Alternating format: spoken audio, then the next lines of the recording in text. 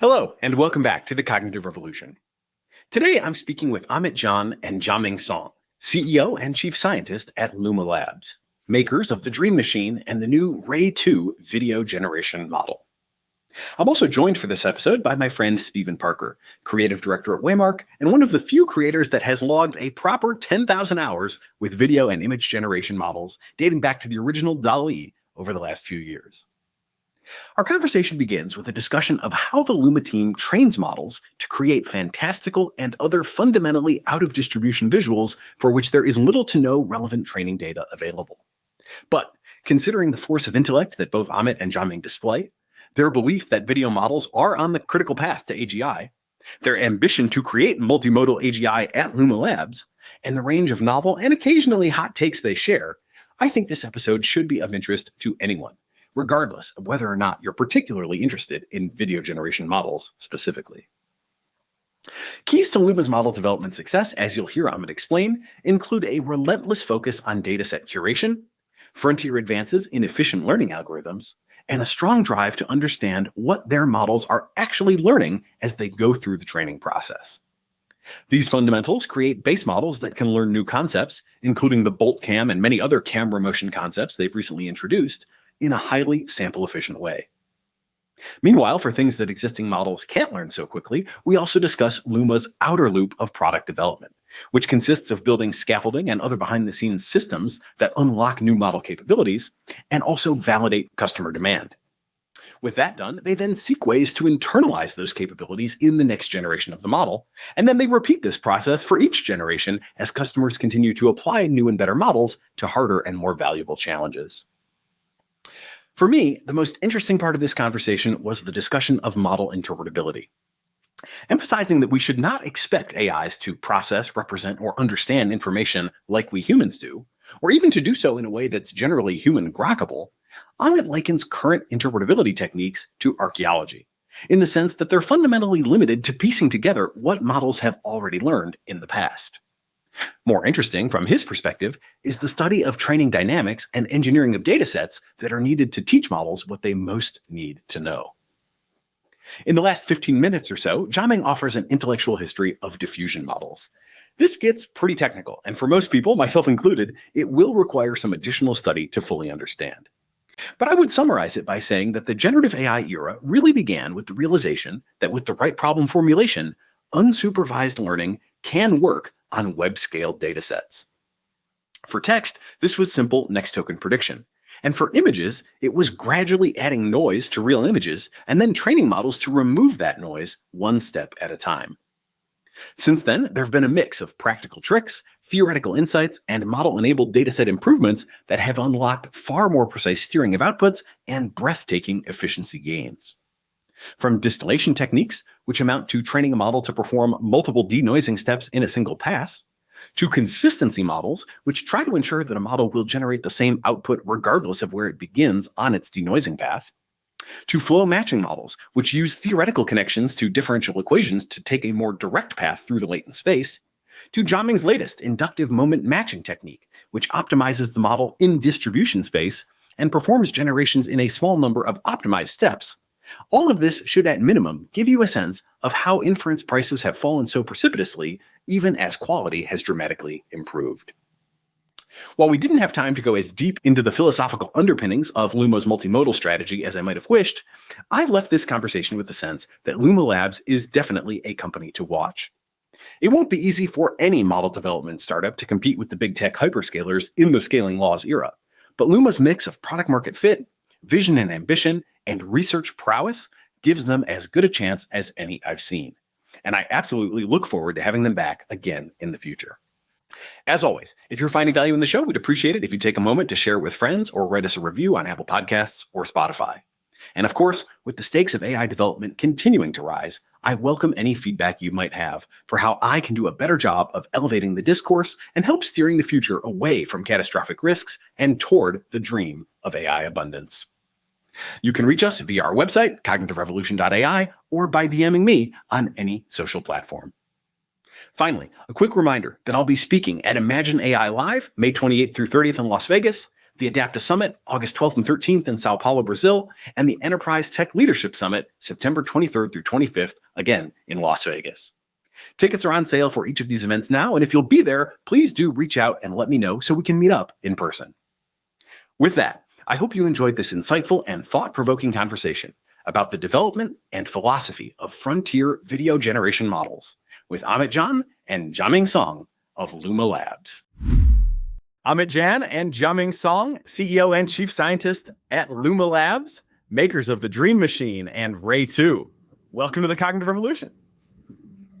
Thanks for having us. It's very exciting to be here. Yeah, thanks for having us. I'm excited for the conversation as well, and also excited to have my good friend and longtime teammate, Stephen Perker, here as well. Stephen occasionally co-hosts when we do an episode on creative models, especially in the image and video domain, because he is the creative director at Waymark, and he has logged more hours than anyone I know with these kinds of products, and really has an excellent handle on the exploding array of options in the market today. So I thought to broadly structure this conversation, we might start with discussing like the latest and greatest stuff that you guys have launched in the products, the latest models, the camera motion, all that new cool stuff, and how it fits into the broader picture and what you're seeing in terms of usage. And then I want to get into some of the more technical stuff, because you've also put out a very mathematical paper recently on an advance in pre-training for diffusion models, and a really interesting position paper on how you think we should be thinking about pre-training going forward in general. So I'm excited to get into all that as well. And then maybe at the end, if there's time, we can get a little bit more speculative and talk about like world models and the future of multimodality and what superintelligence looks like and all that great big picture stuff as well. So we've got a lot of ground to cover, and I'm excited for it. Stephen, Awesome. Kick us off with maybe a few reflections on your use of Ray 2 recently and what that has you thinking about as we begin today. Yeah, thank you. Thanks for having me. Amit and Jiaming, it's an honor and a pleasure to speak to both of you. So thank you for taking the time. I have been playing a lot with Luma Labs recently, really enjoying it. It's one of many video gen tools that I love to use in my arsenal of possibility when I'm working on various projects. And for my own money, tend to find tremendous value in several different models being used at the same time, as they all have different strengths, different weaknesses, really just a whole blend of capabilities. And Luma is right up there at the tippy top of especially the cinematic end of models that I like to use. So just really want to give a shout to you guys there. And my first question there is like, I think more and more of what people want from an image to video scenario starts with AI images. That's just a hypothesis on my part, but is that correct? I think a lot of workflows do start on image side because images are just much easier to iterate through. Iteration cycles are fast and generation times are low. So like you can generate 100 images and find exactly what sort of things that you're thinking about. So yeah, I think a lot of people actually lean in on image workflows as a significant part of your work today. Okay, so that makes sense with my own workflow, and especially what I see out there on social media. And so I think what I'm driving at is like a lot of those images to me seem like they can be strange or new. I'm thinking of like avocado chair type combinations, weird characters, all of these sorts of things. And what I really want to know is like, what has it been like to push these models toward a greater understanding of what I presume is like more novel subject matter? Yeah, that's really interesting. And currently we are designing a feature, and that is one of the more important problems because see that there's no data, right? Because by necessity, these are out of distribution things and stuff that you would just not find in regular use cases.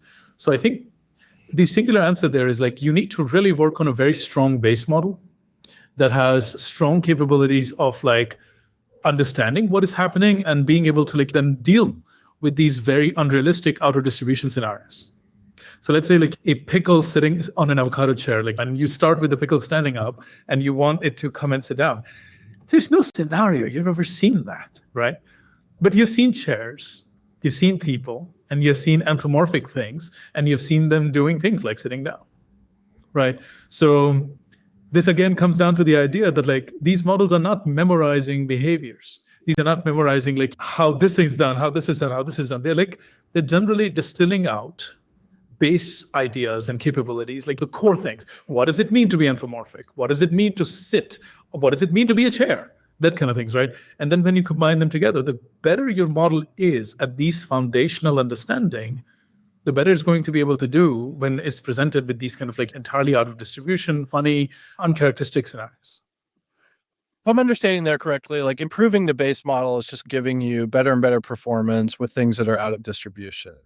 But another thing I seem to notice is that, especially with image to video, the kind of inherent characteristic qualities of that initial image also seem to be carried through better, more effectively with longer and longer gens.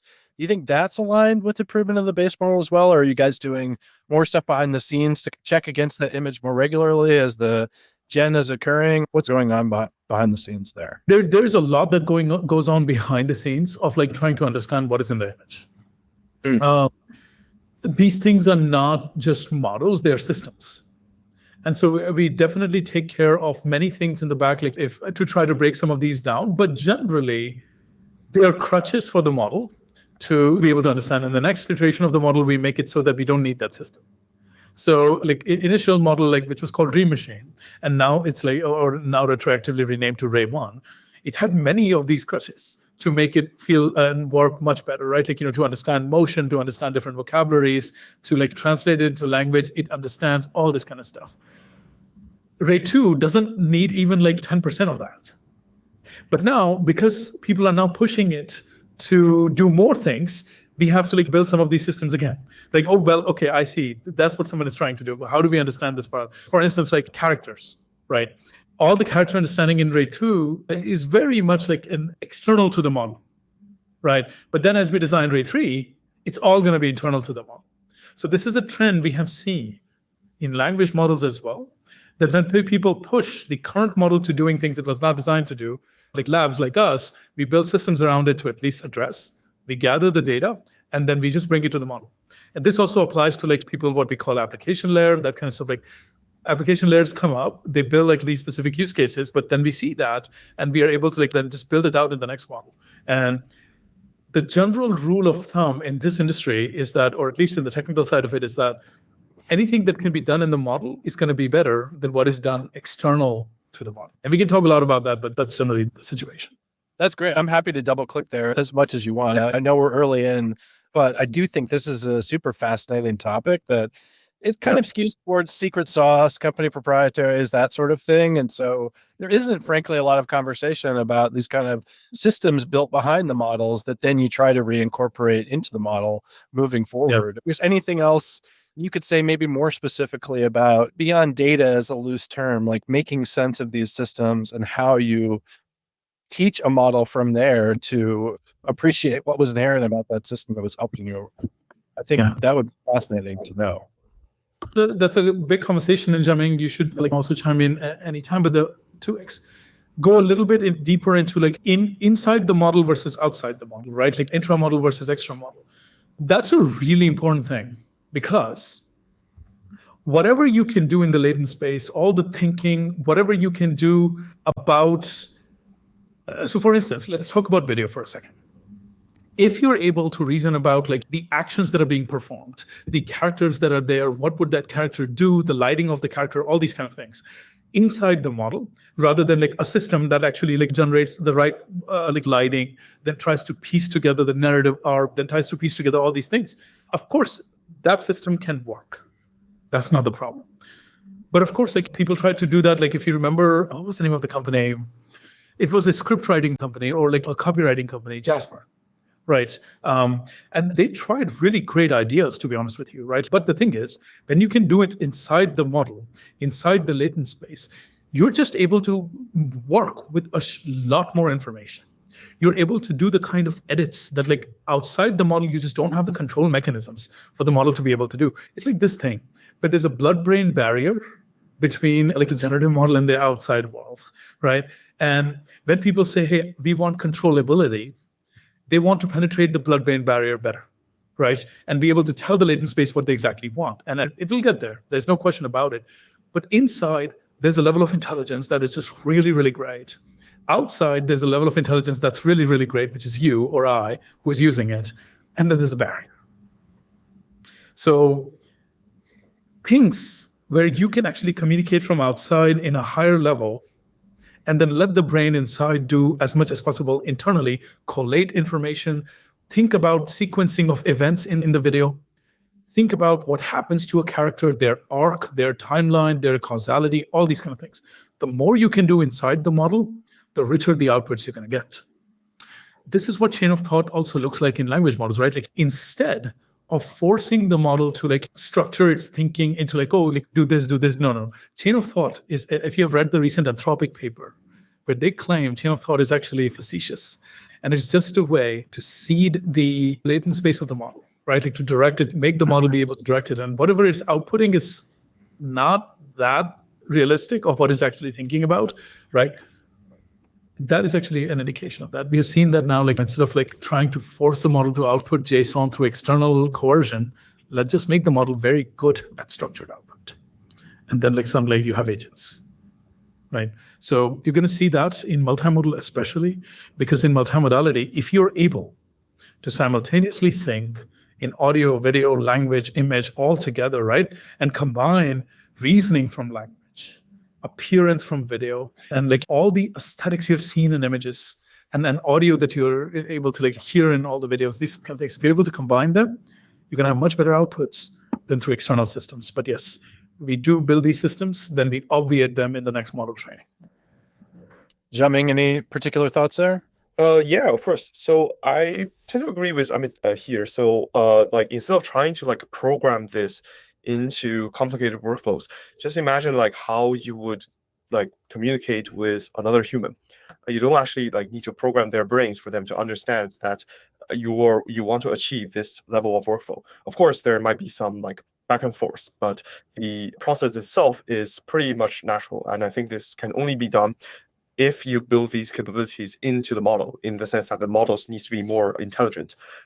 Whereas I guess right now, even the current like generation of models, like especially like video models, feels less intelligent in the sense that you have to tell them or like program them to achieve like some particular type of task, like image to video, for instance. Of course, other practical reasons that this like is done, but I think eventually be intelligent enough to tell, like basically take in whatever task, what in the multimodal sense you tell them. For example, I want to do image to video, keyframes, like camera motion, and all these different tasks, and the model should be able to like do it without, say, even thinking about it as a different type of task. So could you guys maybe give a couple of examples of like, presumably it wouldn't be too sensitive to say, things that were essentially scaffolding in the Ray 1 generation that are now handled internally by the model? And then if you're willing and open to it, things that are currently scaffolding on the Ray 2 that you hope to be inbuilt into the model when we get to Ray 3?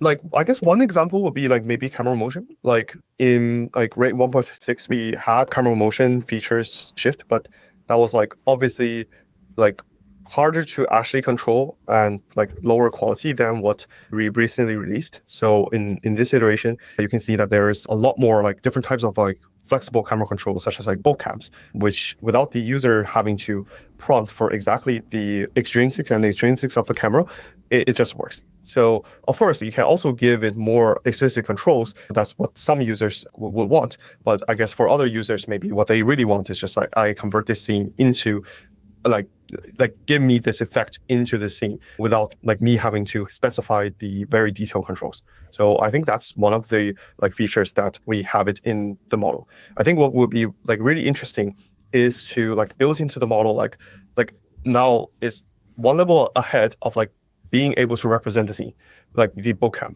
Like again, you want slightly more control than just generating a bokeh, but not as much control as you have to specify the exact camera coordinates.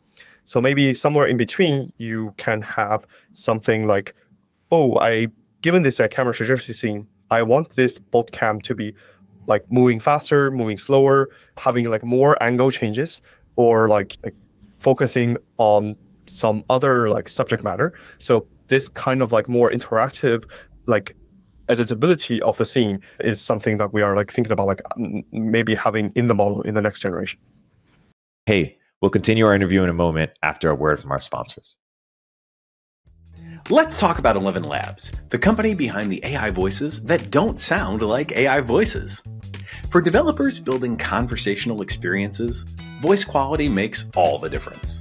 Their massive library includes over 5,000 options across 31 languages, giving you unprecedented creative flexibility.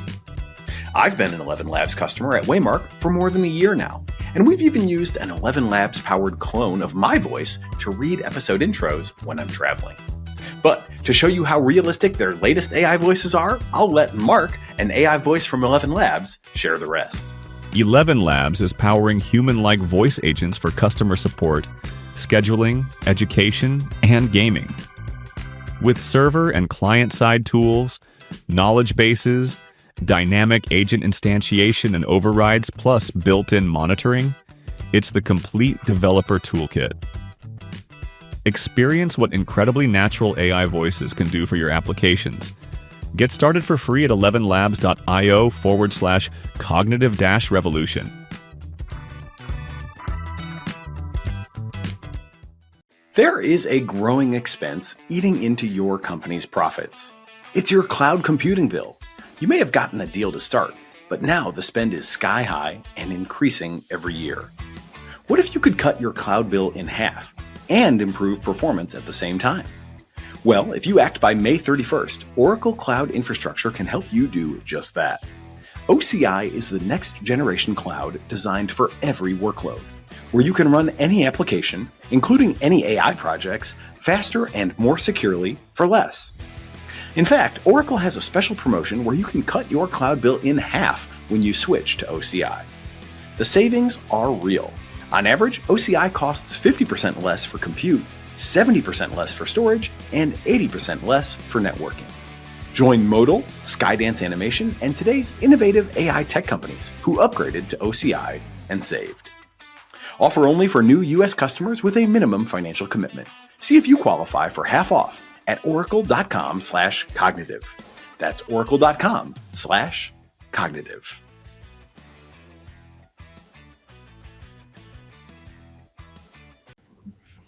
Cool. That was actually my next question. So maybe just to restate a little bit here for our audience who might not be super familiar with bulk cams, that's bringing us to Apple TV Plus Severance Season 2, right? Which made a huge splash this year with their opening shot, which is a bolt cam robo arm shot. I think it was super impressive. Famously took them months and months to create and was just a big wow moment for audiences. And now, just a little bit later this year, we have it as one of your key camera motion concepts already available for people like me to use when generating. It's one of a range of motions that you have added to the model capability. Super useful. And I imagine very highly in demand from your editor type of user approaching the model, as well as novices and everybody else, but got to be high on the professional list.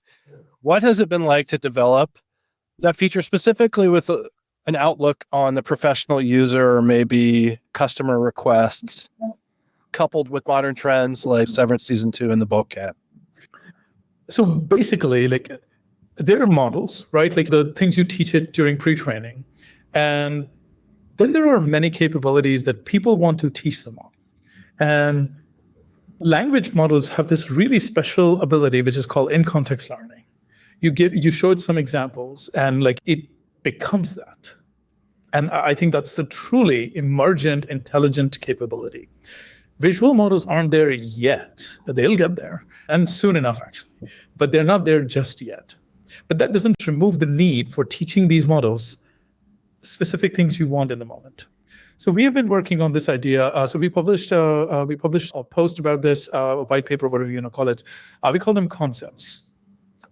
And we realized that in visual, especially creative use cases, there are many things people want to teach, many things that they come up with, a specific motion or a particular kind of color grading or a particular human pose, right? Which is just really suited for the story you're trying to tell or the ad you're trying to make, whatever it is. But there's no way to get it out of the model because it's a new thing you just came up with. There's no data for it on the internet. There is no way to generate large samples of it to even able to fine tune the model. So we designed this idea of concepts to make it so that models can learn from one to just a few examples, their capabilities don't degrade like they do when you're fine-tuning or creating LoRa's, and they can be composed together. So how closely can it represent a capability that the model had at pre-training, but users actually teach it? So we call them concepts. That the tool that we're using to build them, they're called Concept School, right? Like you go to school, you take the model to school, and you're the teacher, and you're going to teach it concepts or lessons, whatever you're going to call it.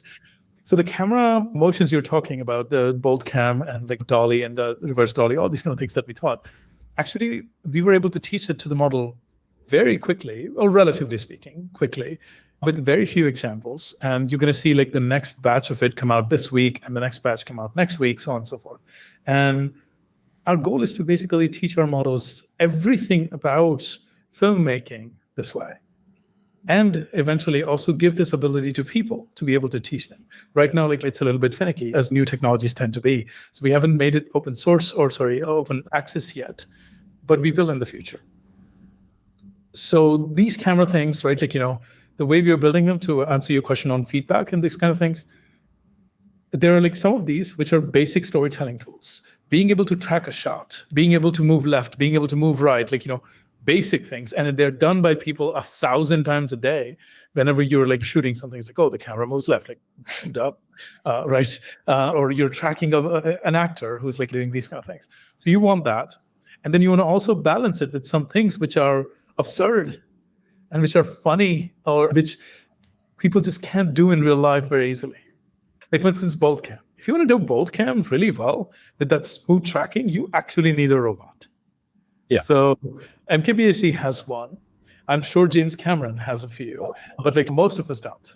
So can we just have it in the model? So like we try to balance like this great utility with some things which are just absurd and fun. But ultimately, like, we're building this for professionals. We're building this for people who want to tell stories, who are already telling stories, or who want to become professionals in that world. And we can talk about like the changes that are happening in the AI industry very quickly. Not AI industry, but movie making industry very quickly. But yeah, we're designing for people who want to tell stories. And these are all storytelling tools.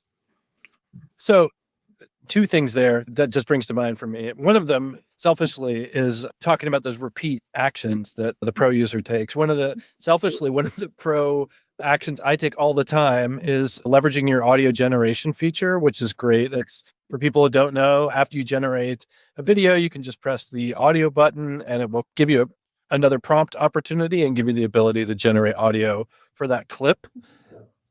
However, one thing I do all the time is reverse the playback direction of my video when I'm editing. And so just a tiny little plug here. I would love to have the ability to quick flip the playback direction before generating that audio so that I'm not dealing with reverse audio when I take that clip out. But I'll just leave that as a footnote. I think really what this is getting to is like, you're about storytelling.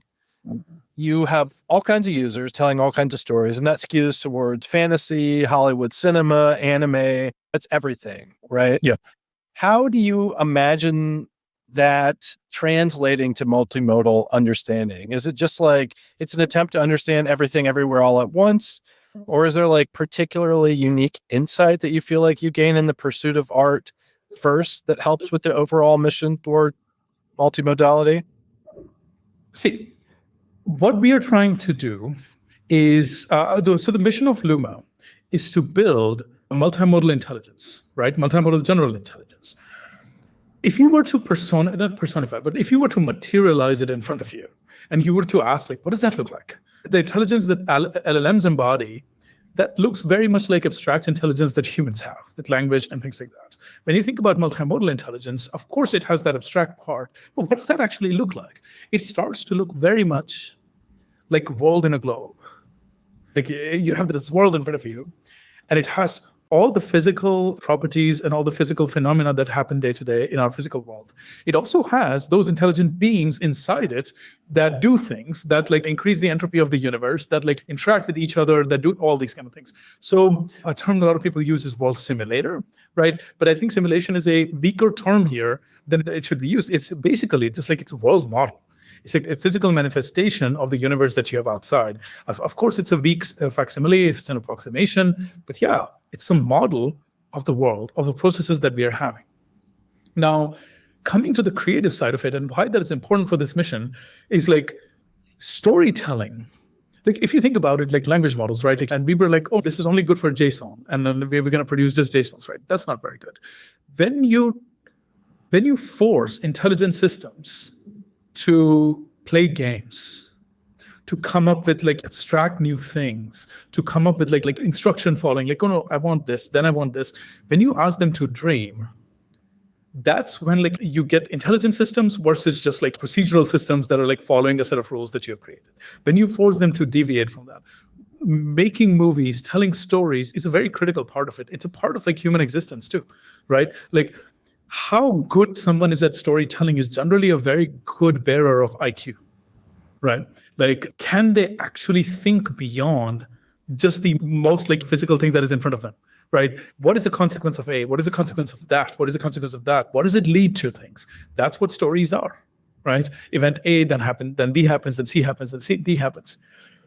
Video models are on the critical path to that general intelligence. Once we're able to combine video, audio, language all together, they will become really, really good at storytelling. Right? Being a partner for us, like who can actually sit next to us and like help us dream, help us imagine, help us like think through those kind of things. So creative pursuit, it's not a surprise, by the way, that people thought the first things to be automated will be like the mechanical things. It's not a surprise that the first things to be automated are, or not automated, but the first things where AI is able to help are actually creative pursuits. Because that's where we require intelligence. That's where like these things come into play. So yeah, I think art has always had a very significant role to play in general thinking, general intelligence. Art is also going to have a very significant role to play in building artificial general intelligence. Hey, we'll continue our interview in a moment after a word from our sponsors. Being an entrepreneur, I can say from personal experience, can be an intimidating and at times lonely experience. There are so many jobs to be done, and often nobody to turn to when things go wrong. That's just one of many reasons that founders absolutely must choose their technology platforms carefully. Pick the right one, and the technology can play important roles for you. Pick the wrong one, and you might find yourself fighting fires alone. In the e-commerce space, of course, there's never been a better platform than Shopify. Shopify is the commerce platform behind millions of businesses around the world and 10% of all e-commerce in the United States. From household names like Mattel and Gymshark to brands just getting started. With hundreds of ready-to-use templates, Shopify helps you build a beautiful online store to match your brand's style, just as if you had your own design studio. With helpful AI tools that write product descriptions, page headlines, and even enhance your product photography, it's like you have your own content team. And with the ability to easily create email and social media campaigns, you can reach your customers wherever they're scrolling or strolling, just as if you had a full marketing department behind you. Best yet, Shopify is your commerce expert with world-class expertise in everything from managing inventory to international shipping to processing returns and beyond. If you're ready to sell, you're ready for Shopify. Turn your big business idea into cha-ching with Shopify on your side. Sign up for your $1 per month trial and start selling today at shopify.com/cognitive. Visit shopify.com/cognitive. Once more, that's shopify.com/cognitive.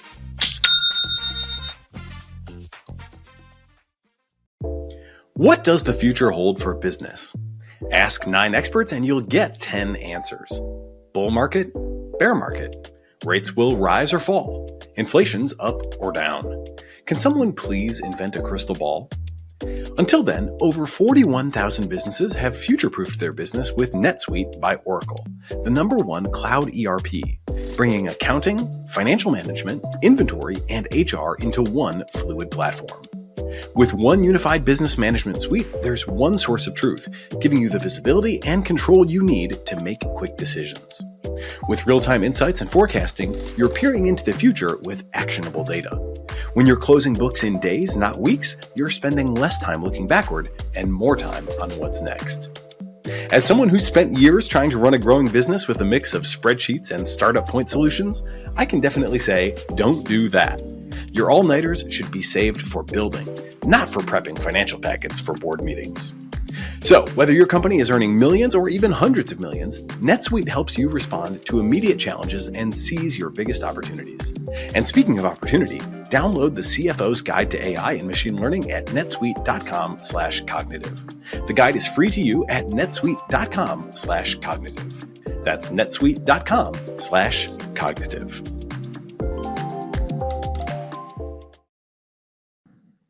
Can I ask a couple kind of world model questions? Yeah. I think this is super interesting. One big thing that jumps out at me, though, is if I was trying to create a generally useful AGI to go out and do stuff in the world, right? To maybe like control robots and walk into my house and make me a coffee, to take a famous example, and to vacuum up my living room after my kids have thrown toys all over it, whatever the case may be.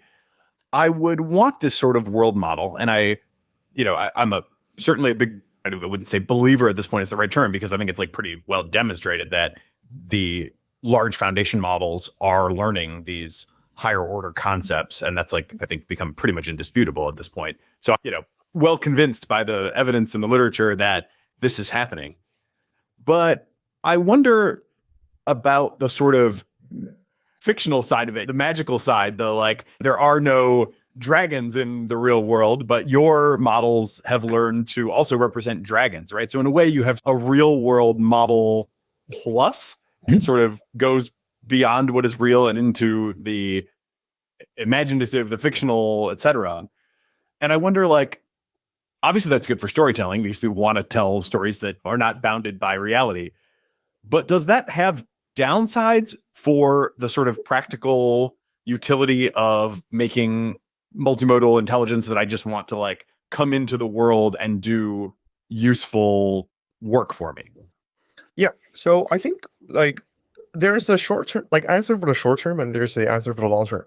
I guess the answer for the short term is that if you want to use this type of model for your daily activity task, like right now, then yes, it might be better to angle towards the more like physical, like applicable, like vertical, so to speak, for this type of models. However, your model, there are many cases where you ask the model to do some tasks. So for example, say pick up this like clothes with a dragon on it and put it in the like washing machine.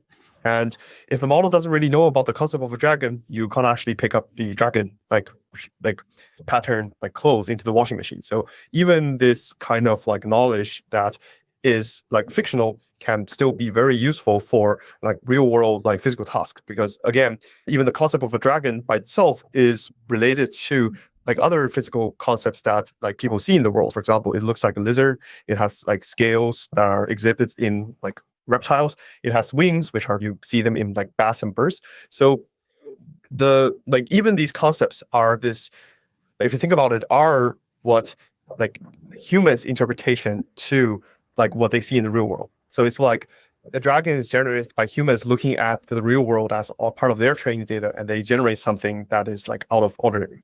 But back to the original question, yes, if for the short term, yes, I do think maybe like focusing on more like physical, like realistic things can be better for these kind of tasks. So the model doesn't like hallucinate as much. But in the long term, I believe that the model should be able to tell itself apart from like what kind of world it is like acting in, because there's also other like types of like a world it needs to be able to like act in, and it's not just like in the physical world. For example, in a virtual world where like things people are currently doing with agents are also a perfect example where like the model doesn't like needs like a world knowledge, but it is a world that is different from the physical world that we are like acting in. So having a unified AI that can be doing like both tasks could be useful. For example, eventually your robot could be like, okay, put this like dragon t-shirt into my dishwasher, and then go to the computer and type an email like responding to like my friend or something. Like this requires the AI to be able to like reason between like physical and like non-physical or imaginary worlds or virtual worlds, just like humans can do. So I think eventually this will be a capabilities that does not have to be specialized into any sort of models.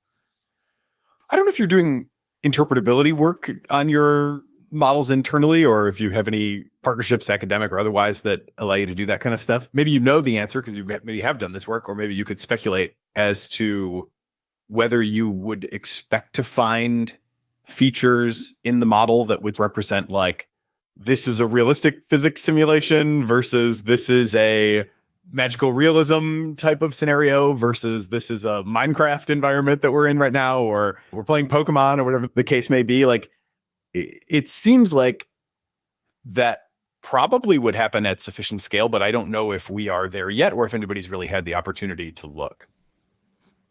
Upfront, I'm not an expert on the topic of like deep neural network interpretability, or I have like delved too much into this space. My very shallow understanding about this is that it might be good to like seek like more alignments, or like try to get the model to align with like what you want and like try to reason from there. So for example, one feature that we have discussed heavily in the first virtual machine is this like implicit knowledge about 3D. So for example, you can ask it to generate things that reason about like depths, and even in like a fantasy, like unrealistic, it has in art, it has a reasonable interpretation of like depth, and also other types of like physical features, such as like clothing simulation, such as waves, and such as like air, these kind of stuff. So it's in this case, and the question will be asking that you're asking is there a kind of neuron or like a substructure I can find within the model that like shows that? And I guess the honest answer will be it's very difficult to like find that within the model, but it's probably might be easier if we prompt the model and ask it to do the task for us. So one example is like, for example, people have shown that these models are very great priors for things like 3D vision tasks, such as like depth estimation. So in this case, like even like a lot of the state of the art, like depth estimation methods are like actually based on these like pre-trained models, which actually have a very good understanding about the world. So I do believe that some degree of interpretability, or like the model has a great internal knowledge about the world, but it's also up to humans how like interpretability exists. So currently it seems like the API between like the human neurons and the like model neurons are not that well welded just yet. So probably we'll still have to use like the language that both sides understand to communicate this interpretability thing.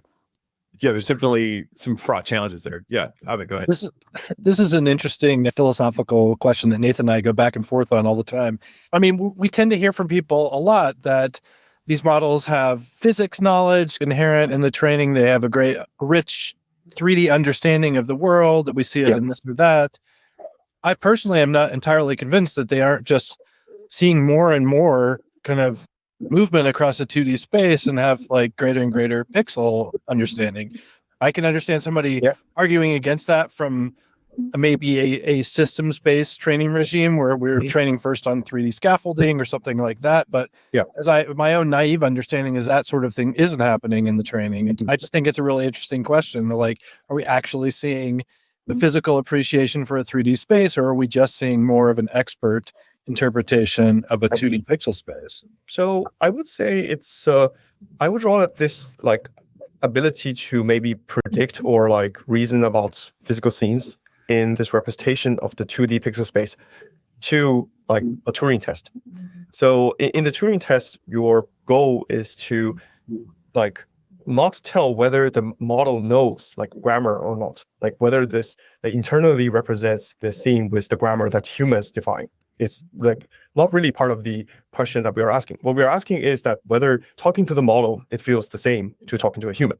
In this case, it's like similar. So on the one hand, it's like being able to like do the next scene or like prediction even perfectly over the next like few seconds or like minute or so doesn't actually mean that you like inside it is the same physical knowledge that we currently like define as humans.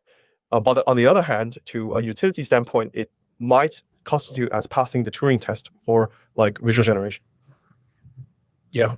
And I've had a lot of time to think about this problem. And the question is basically philosophical to what Jiaming is saying, that it borders on the definition of understanding, right? What does it mean to understand?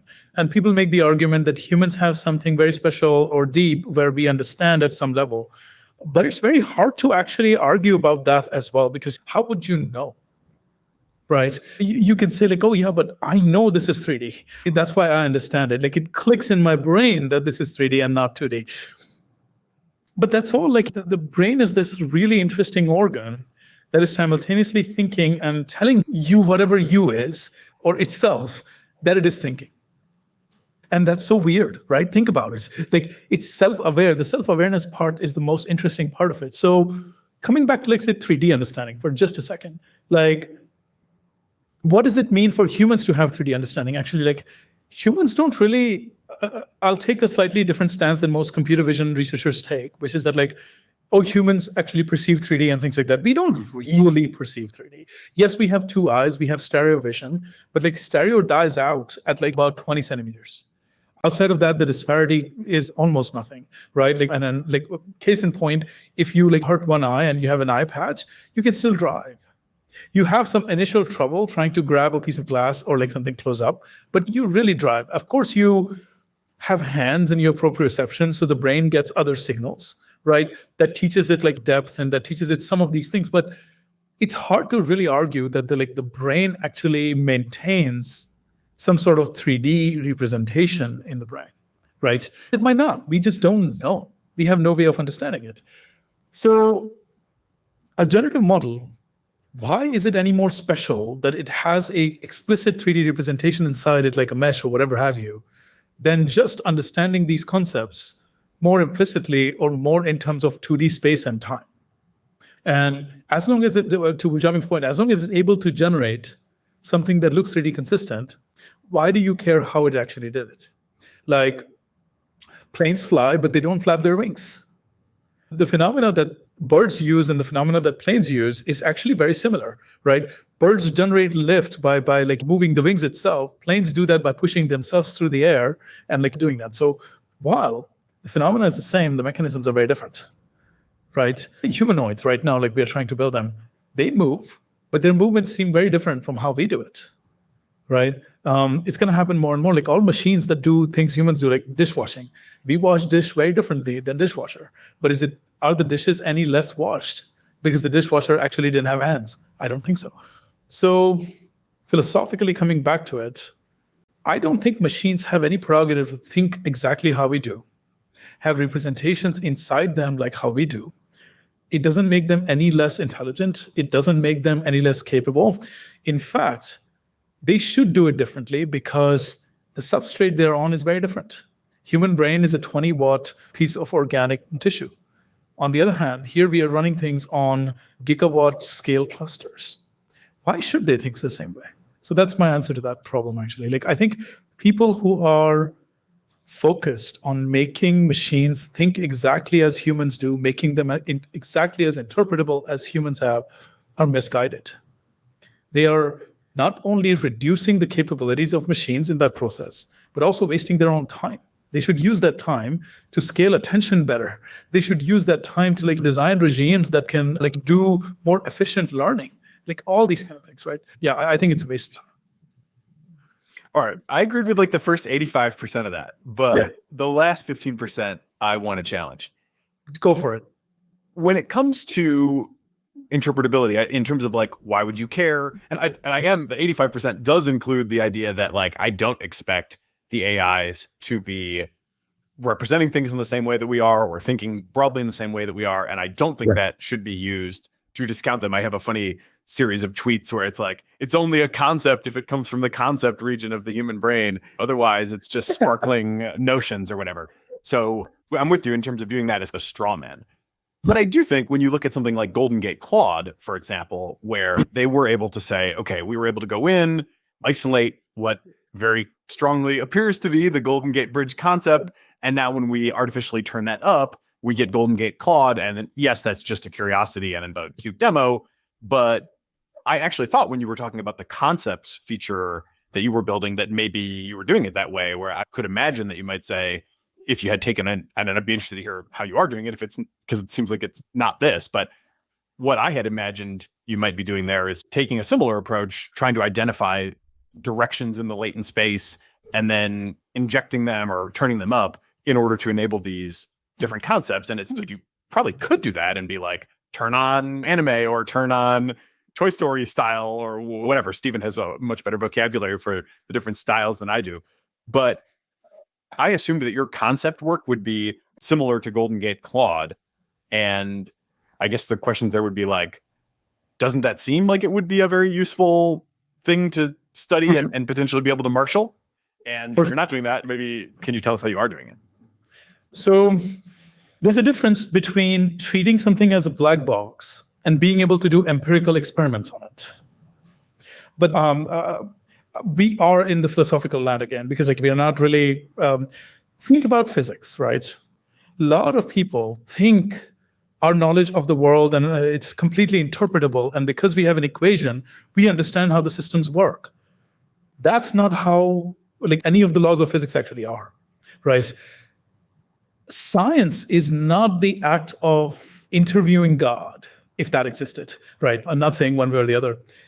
Science is basically, we have an observation, can we derive a pattern out of it? That's about it. Science is empirical. Theoretical physics is also, again, very much about building a mathematical model, an approximation, a representation. Machine learning is very much the same. The entire universe is very statistical, right? Like the best theory that we have of how the universe functions right now, quantum mechanics, is entirely uninterpretable. Today, we don't understand why things are the way they are at all. The measurements get verified up to like 6 sigma, 8 sigma, sometimes 10 sigma. As accurate as it gets. There are some measurements that are up to 23 sigma, right? But we don't understand why the world is that way, right? That's what you say when you're asking for interpretation, right? I'm saying ML models, because of their sheer scale, are just not grokkable by the human brain. You're not going to come up with this coherent, consistent model of how the ML model functions because it's just not that kind of system. We can do empirical experiments on it after the fact, like the Golden Gate experiment that you're talking about. Like, oh, we found a cluster of this, we found this. It's like archaeology. We can do archaeology, all right? But here's something really powerful that we can't do in the physical world. In the physical world, we can only do archaeology. Here, we are actually involved in the formation of the planet and all the eons it went through. That's called training. So we know what the model is going to do. So like, instead of people spending their time on archaeology, I think a much better use of time is understanding data and training processes. You actually learn so much during training. At the risk of Jiaming giving something away here, like when we train our models, like we are working on actually designing these models with great degree of efficiency. And in that process, we do so much information theoretic work on our models to try to understand what sort of information flow architecture is in there, like what is happening to high frequency details, what is happening to low frequency details, what is it learning in the earlier stages, later stages, when should we actually change the curriculum of like what it is actually learning. This is all basically like interpretability, what people talk about. This actually has real consequences. This changes what the model learns. And some of the things we have learned are like really interesting, which is like the information theoretic pathways are set about in the first 20, 30,000 iterations. Like the model starts out as this scalar field, really. Like what is a good example? Think about like a field of like a maize or a field of corn, like that is grown. It's just plants everywhere. They look like just uniform, all these kind of things. As you train, pathways keep forming in between them, like someone walking and like putting the plants down, right? And then like crop circles. And when you look from the top, you're like, oh, there's a pattern, there's a circle, and there's things like this. These happen very early.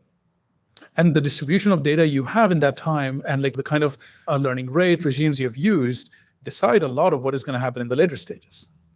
But in the later stages, a lot of different things happen, right? In the later stages, like these pathways are emphasized or de-emphasized. Someone goes and undoes the crop circles. Someone goes and undoes like, well, we're not going to take that path as much. This is the kind of interpretability allows you to design the models that give you the output you want. So the post-fact interpretability work, I think it's pretty interesting. No, don't get me wrong. Intellectually, this is like empirical science, right? Like it's very good. And if you have an alien model in front of you or something someone else made, it's very useful to understand what's going on. But if you want to actually control the models, you want to control the data and the training process. And I mean the actual hyperparameters of the training process. There's so much that goes into that. So that's where like actual interpretability comes into play, in my view. And that's where we do a lot of work. Yeah, that's super interesting. So, I mean, you could expand on any number of dimensions of that. One that I've been thinking about quite a bit recently is, you might call it like batch strategy.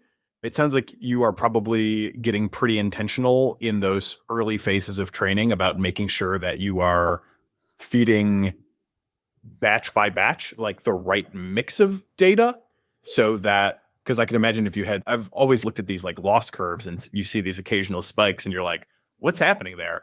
And my one sort of interpretation is like, maybe that's a bad batch, some sort of cluster of data that the model wasn't prepared for. But then also, if my interpretation is right, then that batch is probably sending a bad signal to the model as well. That's like not actually constructive for general learning purposes. So are you actually doing this sort of like batch by batch construction of data to try to get the mix right at that very granular level? Or am I over or misinterpreting what you're saying?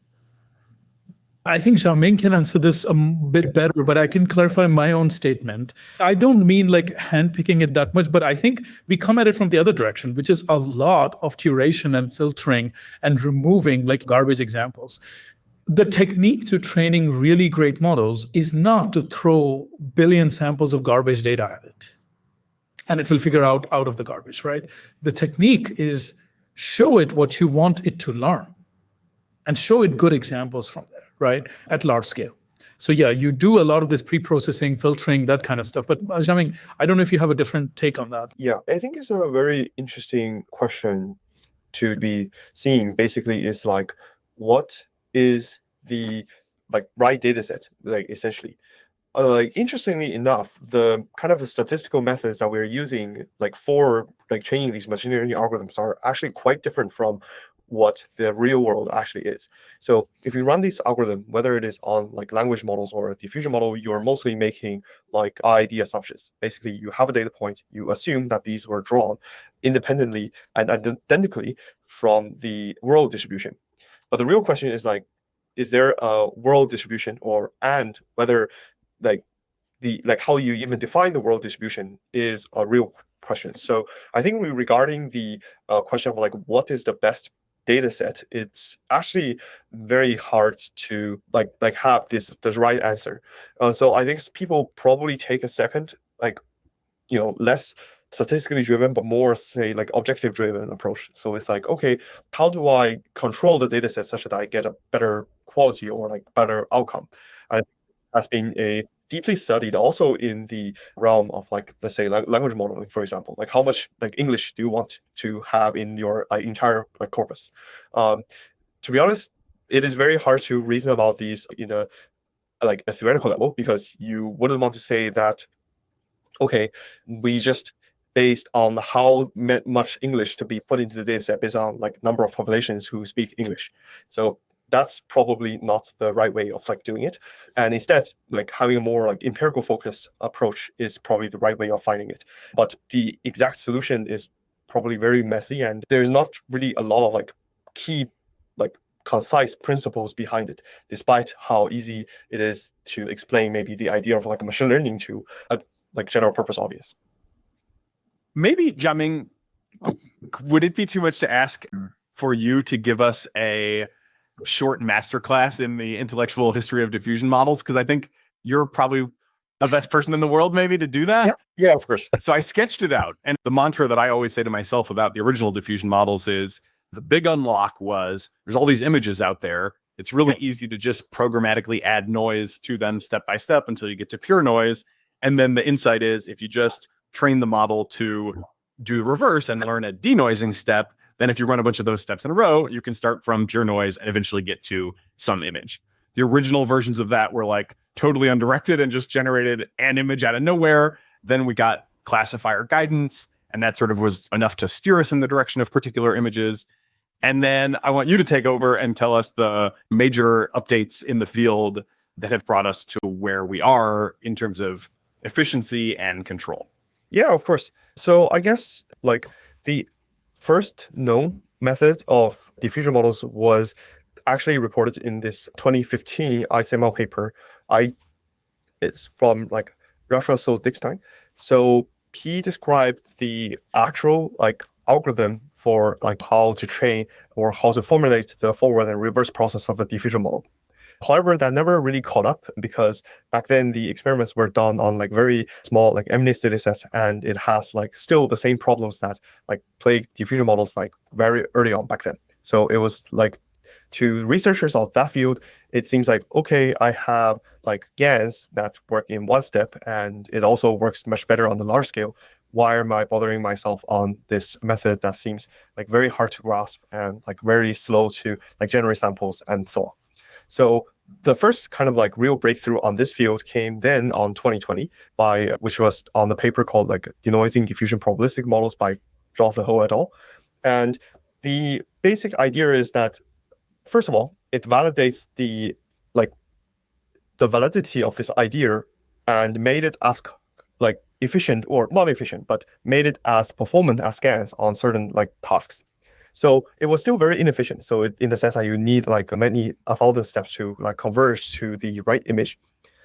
But it is one of the first algorithms that does not have the problem of like the unstable training that GAN gives. So for like practitioners like us, like the algorithms being trained like stable to train is very important, because it's a huge difference between like you launch the job, you can go to sleep at night and waiting like until the next few like hours the result gets better, versus in the GAN case, like things just become unstable like out of nowhere and you have to do a lot of like digging in this case. So the training algorithm being stable is a very huge deal here, and this is actually why people got interested in the diffusion models, even though like they were like very slow like at their time. I was like part of the people who work on these like general directions. I worked on other types of generative models, including GANs before. So like to me, like diffusion model seems a very like fresh perspective, because before the existence of that paper, there was really not any like method that has the train stably and high quality like sample generation. So then I was trying to think more into this case of, now we have this model generates high quality samples, but back in that time for CFAR, this model is very stable to train. What is the problem of the model? So the problem of the model is that it generates very slowly. It takes like 1,000 neural network iterations to get to a high quality sample. So I was more looking into like solving like that particular angle of the problem. And this is how I led to my work on like denoising diffusion implicit models, or something that is able to accelerate the model sampling time to like 20 to 50x back in the days. Of course, like simultaneously, Yang Song was also from our like lab at Stanford, was working on the more generalized idea of diffusion models. So his idea was more like, instead of having this like a fixed discrete number of time steps, we can actually make the time step continuous matter and wrap it more into the math that came from like 1980s from this person called like Anderson. So it was all in this like stochastic diffusion equation framework and score matching. And Yang was like very early kind of advocate on like score matching and denoising score matching. So it naturally fit into his framework. So then he found this very interesting connection between diffusion models and denoising score matching. So that was the like kind of the first two breakthroughs, one on the theoretical level and the other is on the practical level. And the rest you have described from like OpenAI did the work on training these models on like ImageNet, which is again a big breakthrough at the time. It shows that it is competitive with GANs in these cases, as well as like using classifier guidance that people are using until now. And then people start to use like classifier free guidance, in the sense that they realize we don't actually need to train an additional classifier. You can add, say, this unconditional signals to the model such that you can replace the goal of a classifier. And this is also from like Jonathan Ho and Tim Salinas. After then that, there's a few papers around 2022 which tries to even scale it up beyond ImageNet. In early 2022, there was this paper called Glide from OpenAI, which basically tries to try diffusion models on text to image. Like a few months afterwards, the ImageN paper from Google came out, and a few months afterwards, the Stable Diffusion basically got released. So basically, this is how we got to Stable Diffusion. But of course, like after Stable Diffusion, there has been an explosion of these techniques, and similarly, like open source models. And then the next thing people care about is like, one, how to get higher quality models, how to make it work on videos, and how to get it to be more efficient. I will talk about more on the more efficient side of things. So there has been a lot of efforts like initially to do a distillation, and there still is. But previously, the way people do distillation was kind of hacky. So the idea is that I have this like 1,000, maybe many times like process. I try to use a model to represent like 2 contiguous steps so that I reduce the number of steps by 2. And then I try to train another model to simulate that 2 time steps so that I overall like have 4x acceleration and repeat this again. So this is called like progressive distillation. It will also come from like Jonathan Ho. But this is like pretty tricky to train because the implementation gets a bit hairy. So early 2023, there's this other paper called the consistency models, which at the time was aiming to be a replacement to diffusion models in the sense that it is both efficient and you can train it in a single stage. Of course, he also described a method called consistent distillation, which is a distillation-based method to for consistency models. So basically, you use a existing diffusion model as the base, and you try to distill it with like consistency models ideas. What actually became more popular in the field was consistent distillation, because actually when people tried consistency models training on other use cases, it turns out to be like not that as easy as it seems to train it like very stably. So people came up with new methods to stabilize the training process for the consistency models, which usually is still based on initializing the model from a diffusion model, so to speak. So then comes with this type of like distillation techniques. And there's another set of techniques that are based more on like GANs, so to speak. So the difference between consistency models and the GAN-based methods is that the consistency distillation techniques are in some sense like more stable to train, but in the GAN-based like methods are like less stable to train, but they have like maybe higher quality if you run them at fewer steps. So again, this is this like interesting trade-off between like how stable it is to train the model and how like easy it is to get to like high quality like samples. So back to the original story between like GAN and diffusion models again. So, that kind of is the current status quo on diffusion models, the history of diffusion models, how people have scaling it up, and what are the like key problems in how to make diffusion models even faster via this path of distillation. Yeah. Could we do just a little bit more on classifier-free guidance, and maybe also on what the intuition is with the consistency model? Like when we're doing guidance, what exactly are we doing to guide the model? I get it in the classifier sense, or at least I have an intuition where I would be like, okay, feed it to the classifier and take its feedback. But when we're classifier free, I think it's a little less intuitive. And the consistency model thing, I think, is also a little less intuitive than the simple distillation. Yeah, sure.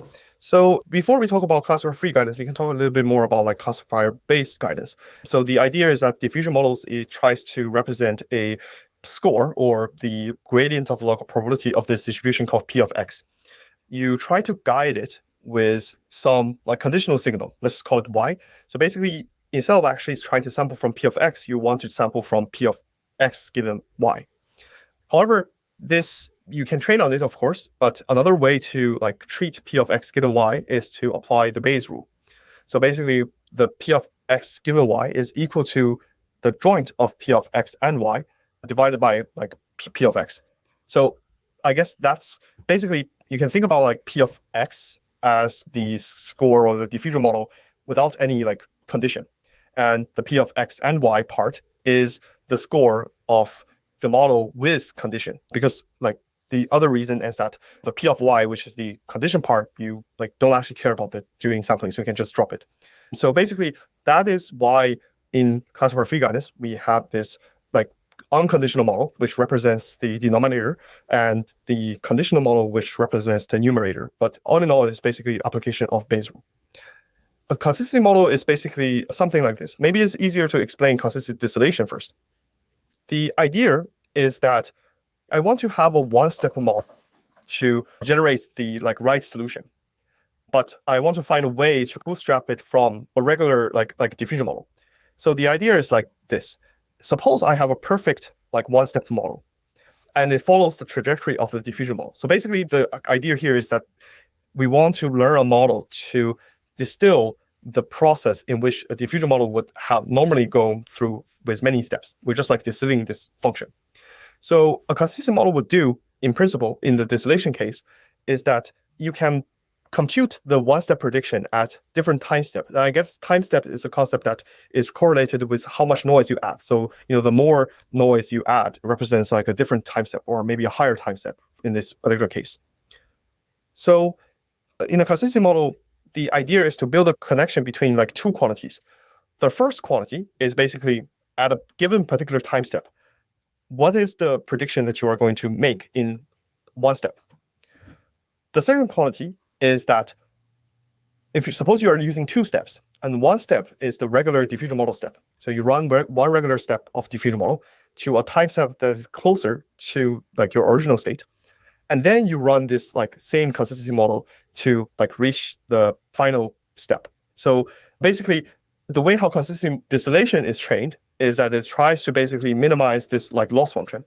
And because your consistency model at the earlier time, like at the time step that is closer to the like clean signal, has an easier time predicting what a real number is, then it allows the model to like build this connection and like train this function. But essentially, what consistency model tries to do is that it tries to use a model to distill the otherwise like hard to compute process that is run by like diffusion models. So there's so many directions we could go here. Let's do your latest contribution, the inductive moment matching, which I basically take as being a best of all of these prior approaches combined into one. There's sort of echoes of the consistency model idea and echoes of distillation with a sort of an interesting, what jumped out to me maybe most about it was the idea that the model is being optimized in distribution space on more of a, I mean, I guess it's always batch level, right? But it's like at a higher level than just example by example. Like I mentioned, we want to achieve these in the generative modeling algorithms. One, it is that it has like high sample quality. Two is that it is like stable to train. And three is that it is like relatively efficient in when you are trying to draw a sample from it. So most of the, like not most, but all of the existing methods like suffer from one of the two like drawbacks. So for example, like generative adversarial networks like GANs are not that stable to train. Same kind of goes to some degree of consistency models as well. Diffusion models are stable to train, has high sample quality, but it can't generate like high quality samples in very few steps. So the inference cost is higher. So what we want is actually, we want to find an algorithm that satisfies all three of them. So basically high quality generation, like fast to sample, and also a stable training process. In this case, we try to actually like reason about a generalization of like what consistency models are kind of doing. So in the sense that instead of trying to match like this pointwise sample, so basically I have this function and I want to exactly match the samples, what we can end up with is we only need to match the distribution wise, because we actually don't care about exactly this function has to have match. For example, if you try to have a bunch of samples and you're trying to push them to another set of samples, there are many different solutions you can go with. But in consistency models, you are forced to follow one type of solutions. And that is actually a little bit more restricting to the model. And maybe your model needs more capacity to like achieve what it is being asked for. And this is possibly one of the reasons why, these GAN-based methods are like having an advantage, because the GAN-based methods are actually comparing samples at a distribution level. So instead, we are thinking about, okay, instead of trying to match the samples pointwise, we can just match the samples at a distribution level. What is another algorithm that can match distributions based on samples that is not GANs? So it turns out actually this idea has been discussed in the statistics community in like at least 15 years ago. And this idea is called like a maximum mean discrepancy. So the idea can be like heard. It is maybe a bit more scary to hear about this concept. But what you can think of is it has a very interesting relationship with GANs. So in GANs, you have the discriminator that is trying to maximize the distance between like the prediction of a real sample and the prediction of the generated sample. But in maximum mean discrepancy, you do the same thing, except for that the discriminator is no longer a like neural network. It is a function defined on the space called RKHS, or reproducible kernel Hilbert space. So this, you can just think about it as a like feature representation of the function, a simple function based on like complicated like infinite dimensional features. It is a more closed form function. And what is interesting about like MMD or maximum mean discrepancy or the RKHS, this choice in general, is that you don't actually have to optimize the discriminator. So once you define a particular type of space to optimize for, the optimal solution can already be represented. So meaning that in this case, you skip the inner loop of optimizing the discriminator, which makes this whole process more unstable. And you're just ending up with a very stable optimization process that still minimizes the distance between distributions as you're trying to learn with the generative model. Of course, the downside of that is that you chose this a space of functions a priori, so you don't have the space to maybe optimize it to the best case scenario. But in our experiments, we didn't find that to be a huge problem. So essentially, the easier way to interpret how our approach on inductive moment matching works versus what consistency model is doing is that it is a generalization of consistency models in the sense that it does distribution level matching, whereas in consistency models, the distribution matching is based on a single point. And of course, you can easily represent a distribution with a single point, so it becomes a more degenerate case.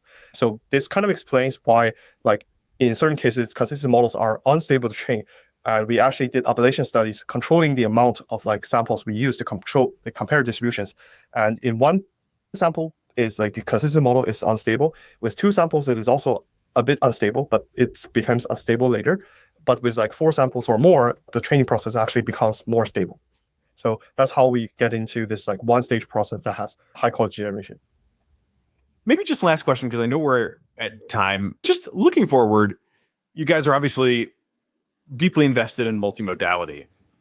I would love to understand how you think about multimodality broadly and where you think it's going.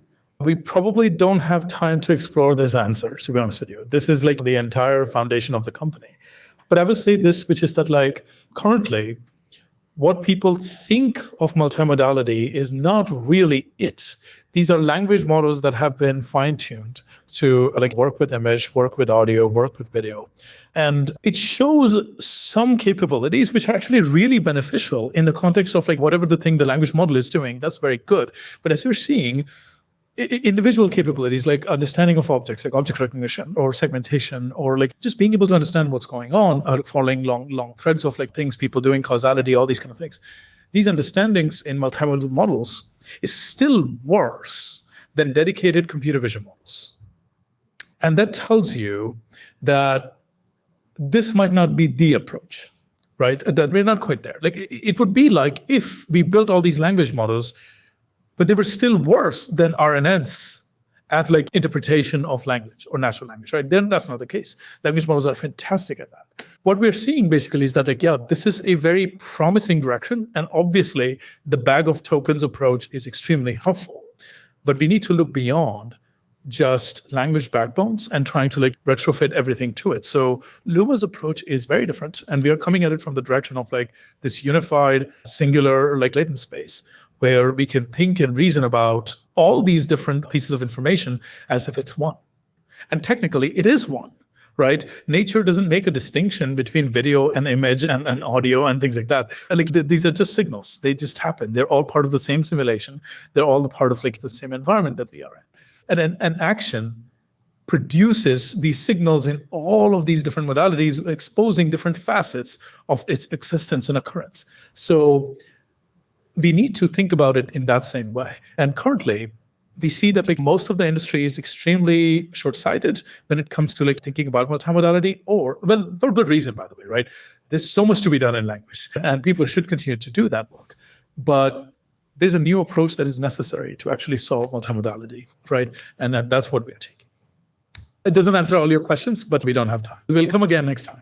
Okay, cool. I'm looking forward to part 2 already. So for now, Amit Jain and Jiaming Song from Luma Labs, thank you for being part of the cognitive revolution. It is both energizing and enlightening to hear why people listen and learn what they value about the show. So please, don't hesitate to reach out via email at tcr@turpentine.co, or you can DM me on the social media platform of your choice.